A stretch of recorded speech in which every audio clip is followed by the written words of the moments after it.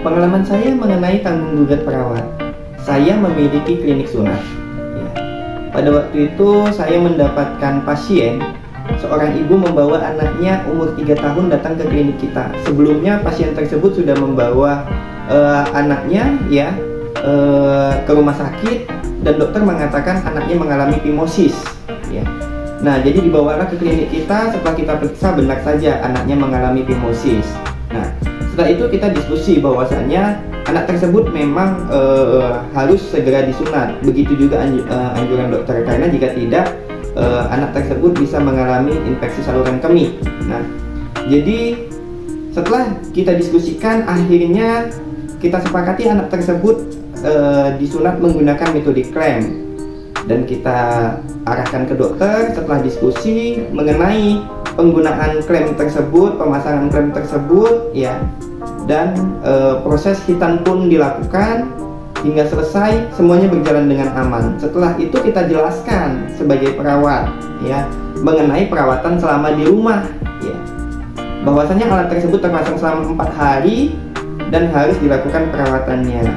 Nah, aman. Setelah 4 hari ya, pasien tersebut datang kembali ke klinik kita, klemnya dibuka, terlihat di bagian gland penisnya masih ada iritasi ya, kemerahan ya, karena pada waktu dilakukan proses sunat itu kan ada phimosis ya, jadi masih belum terbuka semua bagian kepala penisnya. Dan kita ajarkan perawatan luka selama di rumah ya, perawatan pasca hitan. Nah, karena kepalanya masih iritasi, kita berikan salep untuk selalu diberikan ya, dan bagaimana perawatan lukanya dengan teknik kompresnya ya.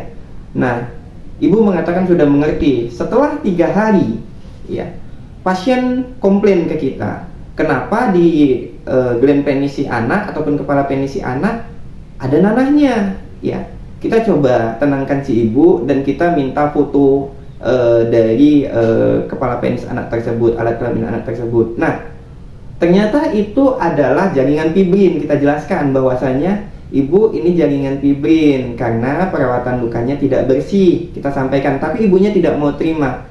Supaya tidak menjadi perdebatan yang panjang, pasien tersebut kita anjurkan untuk dibawa ke klinik. Setelah pasiennya sampai di klinik, ya, kita lakukan perawatan luka. Benar saja, itu jaringan fibrin. Setelah jaringan fibrinnya lepas, kita sampaikan kepada si ibu bahwasannya perawatan lukanya harus memang benar-benar dilakukan secara maksimal ya. Nah, jadi ibu pun bisa menerima, dan pada akhirnya ibu menerima pendapat kita, mengikuti arahan dari kita, dan pasien pun setelah beberapa hari sudah membaik ya, iritasinya juga sudah tidak ada lagi ya, dan ibu itu pun mengucapkan terima kasih kepada klinik kami. Itu pengalaman saya mengenai tanggung gugat perawat. Terima kasih.